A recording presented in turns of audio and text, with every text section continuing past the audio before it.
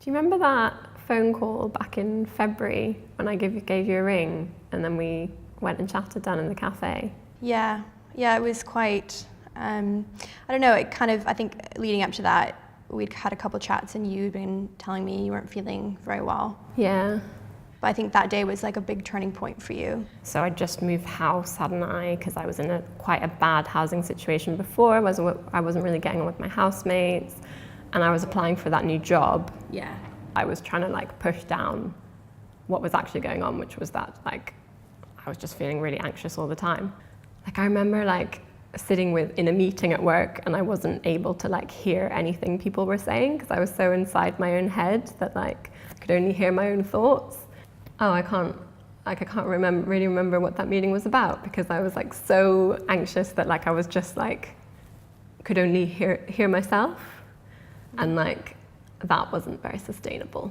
So I don't really know what would have gone down if I hadn't been able to talk to someone at that point. I think it was the first time that you'd put kind of a name to it and called it something. At that point, it had just been, I'm not feeling very well. But when we had a chat, you said, I think I have anxiety problems. As soon as we had that conversation, I started to feel a lot better because I was like, oh, actually there are things I can do about this. I'm not going to spend the rest of my life feeling like this. I think I remember you saying, because you were like, this isn't the rest of your life. You're not going to always wake up feeling really anxious and not be able to function all day. At the end of the day, it doesn't have to define you. Yeah. We talked about like CBT and stuff. And then because of that, like I called the therapy kind of service locally and got referred for some CBT, which actually was a massive help in the end.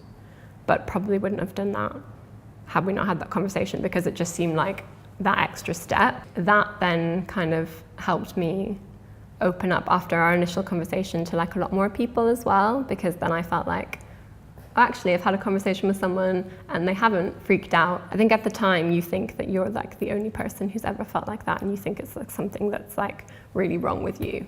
And I think if I hadn't reached out at that point, like I don't know really what would have happened. I think that if we hadn't kind of had that initial conversation, then it would have definitely been more of an uphill struggle than it was. So thank you very much for kind of being on the end of that phone when I needed to talk to you, because it really was a massive help.